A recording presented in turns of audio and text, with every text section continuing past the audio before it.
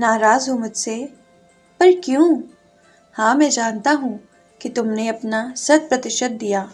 तुम जो कुछ कर सकते थे तुमने वो सब किया, हर नामुमकिन चीज़ की। पर फिर भी परिणाम तुम्हारे इच्छा अनुरूप नहीं मिल पाया।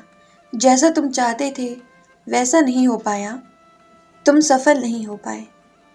पर एक बात बच्चे, हमेशा ध्यान रखना कि किसी को भी किस्मत से ज़्यादा और समय से पहले कुछ नहीं मिलता। पर एक बात और भी ध्यान रखना कि किस्मत हम खुद बना सकते हैं अपनी। अगर हम चाहें तो हम अपनी अच्छी से अच्छी किस्मत को बुरी कर सकते हैं और बुरी से बुरी किस्मत को अच्छी कर सकते हैं, सिर्फ अपने कर्मों के द्वारा। और जो तुम्हारे साथ हो रहा है उसके अनेक कारण हैं। पहले उन कारणों को समझो। हो सकता है कि प्रकृति के अनुसार तुम्हारा ये वाला समय तुम्हारा ना हो और इसीलिए तुम्हें तुम्हारी इच्छा के अनुरूप परिणाम नहीं मिल पाया, तुम सफल नहीं हो पाए। मगर इसको तुम एक नकारात्मक चीज़ की तरह क्यों देखते हो? इसको भी अपनी ज़िंदगी का एक हिस्सा मानो। जब सफलता की गुंजाइश है तो असफलता की कैसे नहीं होगी?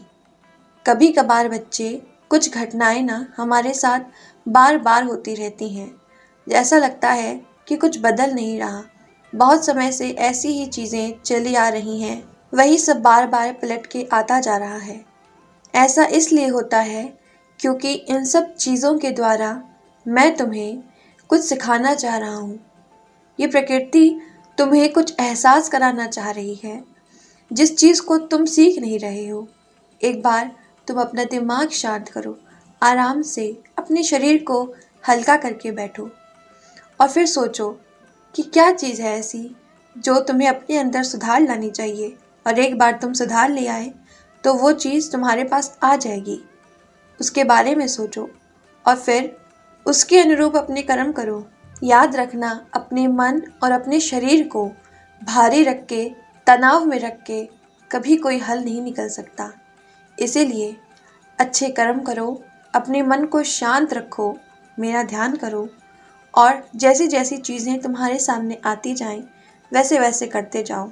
मगर अपने कर्मों पे और अपने विचारों पे ध्यान ज़रूर रखना, क्योंकि कभी कभी हम परिस्थिति और भावनाओं के परिवेश में आके कुछ ऐसा कर देते हैं जो हमें नहीं करना चाहिए।